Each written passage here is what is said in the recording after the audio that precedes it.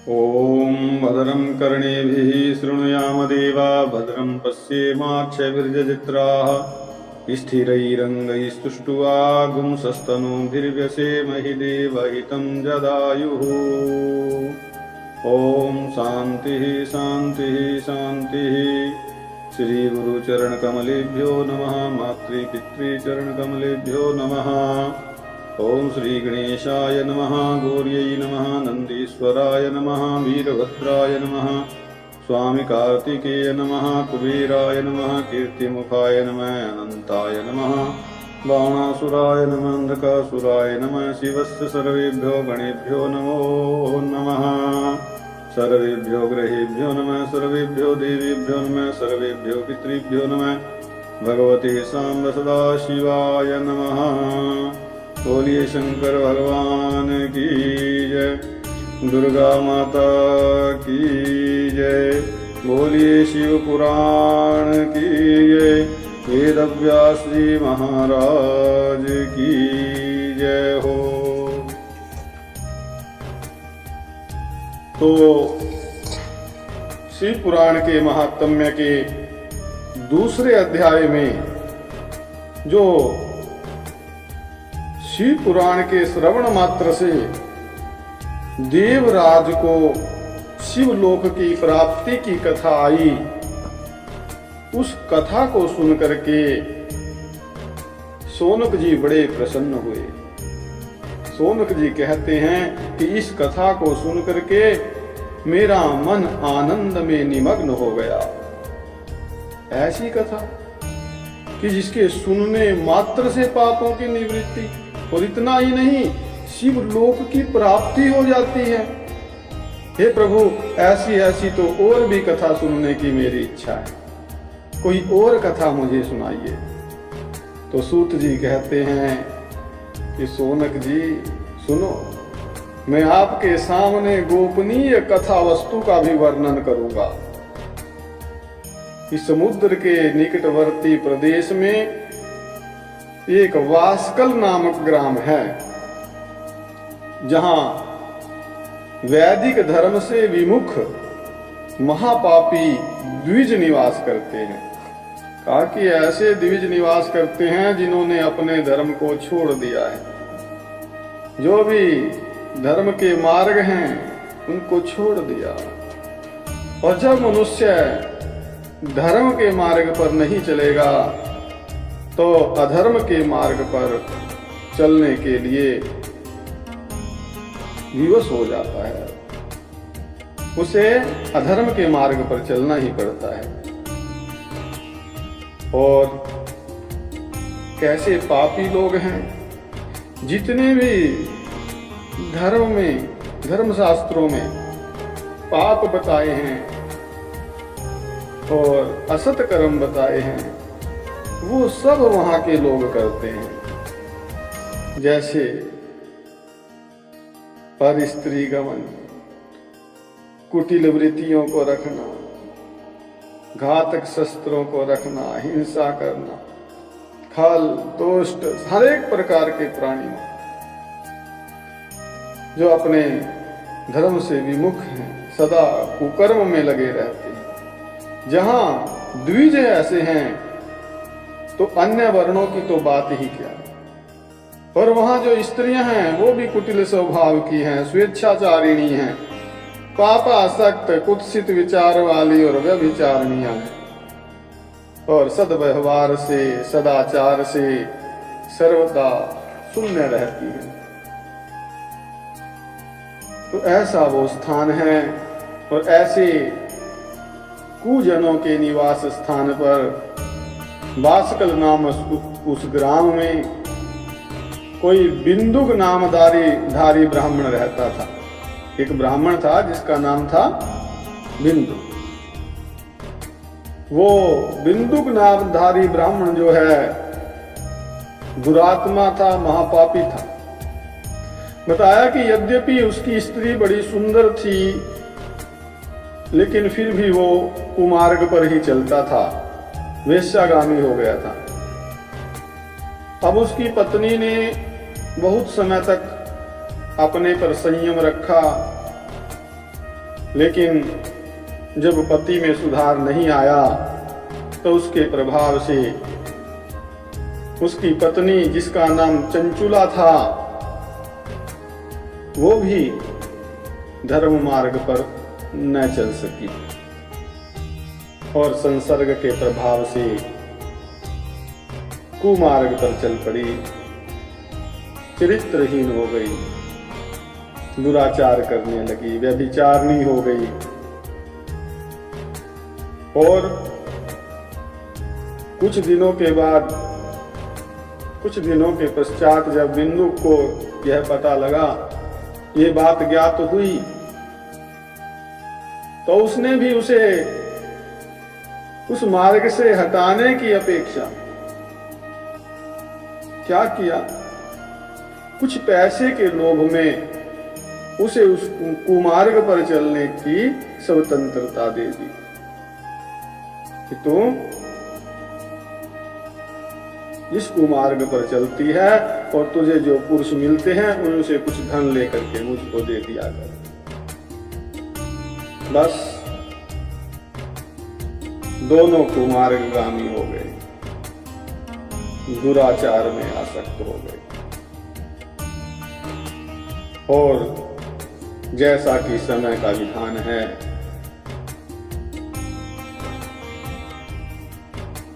समय पर वो ब्राह्मण बड़े कष्ट से मृत्यु को प्राप्त हुआ और बहुत समय तक उसकी स्त्री चंचुला अपने कुमार्ग पर चलती रही और घर में रही अपने पुत्रों के साथ। लेकिन धीरे धीरे समय बीता और उसका यौवन भी ढलने लगा। अब जीवन में कुछ अवसर ऐसे आते हैं पूर्व जन्म के सत्कर्मों के कारण, या हम समझे कि परमात्मा कोई हमें अवसर प्रदान करता है सुधरने का। तो एक दिन देव योग से किसी पुण्य पर्व के आने पर वो स्त्री भाई बंधुओं के साथ गोकर्ण क्षेत्र में गई। निकाह एकदा दैव योगेन संप्राप्ते पुण्य पर्वणि सेनारे बंधुभिः सार्धम गोकर्णम क्षेत्रमाययम्।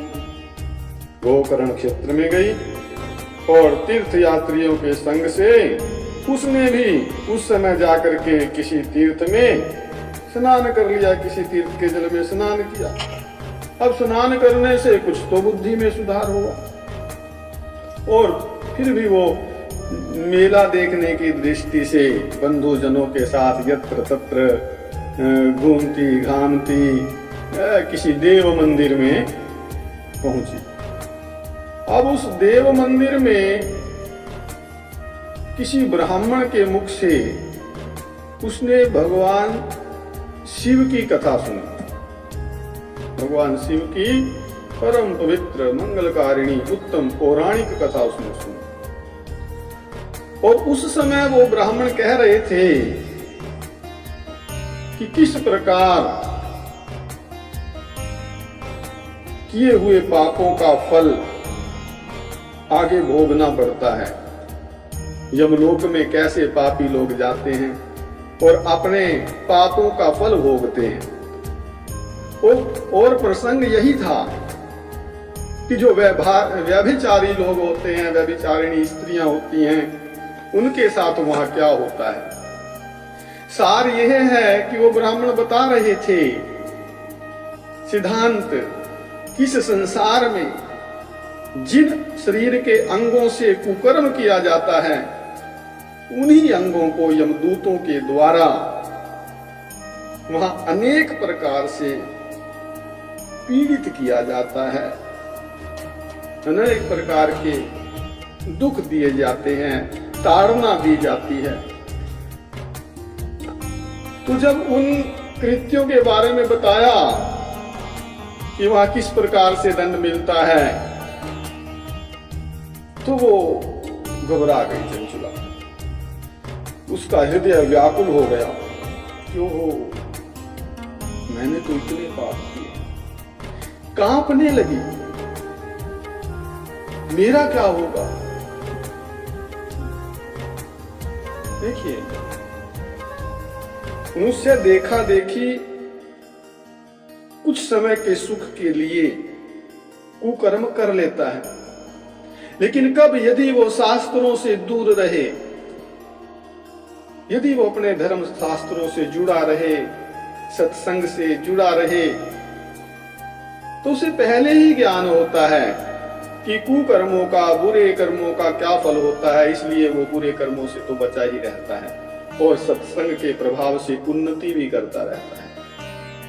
लेकिन इस चंचुला को तो सत्संग तो अब मिला है, उससे पहले तो उसको उसके पति का, वैश्यगामी पति का, बिंदु का सानिध्य मिला था, उससे संसर्ग हुआ था, उसकी संगति मिली थी, उसका प्रभाव हुआ, बहुत पाप किए।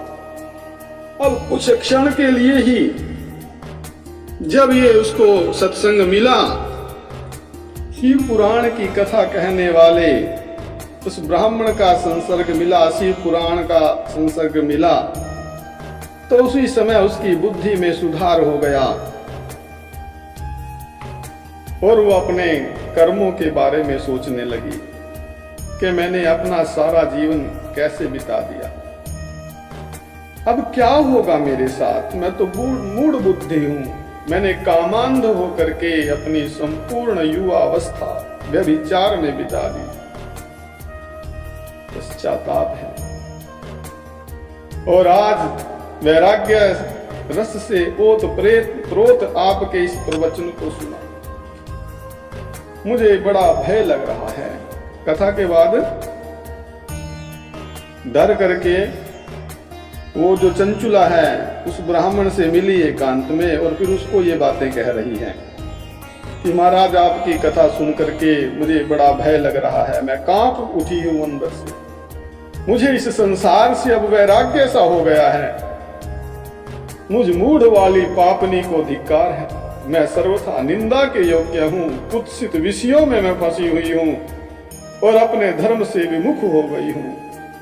थोड़े से सुख के लिए अपने हित का नाश करने वाले तथा भयंकर कष्ट देने वाले घोर पाप मैंने अनजाने में ही कर डाले।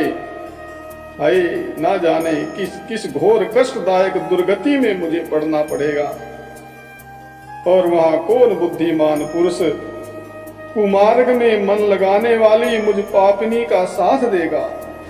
मृत्यु काल में उन भयंकर यमदूतों को मैं कैसे देखूंगी और जब वे बलपूर्वक मेरे गले में फंदे डाल करके मुझे बांधेंगे तब मैं कैसे धीरज धारण कर सकूंगी।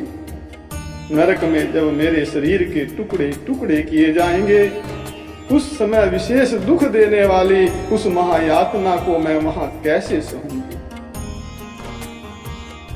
तो दुख और शोक से ग्रस्त होकर के मैं दिन में सहज इंद्रिया व्यापार और रात्रि में नींद कैसे प्राप्त करूंगी। मैं तो मारी गई, तो जल गई, मेरा तो हृदय विदीर्ण हो गया और मैं सब प्रकार से नष्ट हो गई क्योंकि मैं हर तरह से पाप में ही डूबी रही।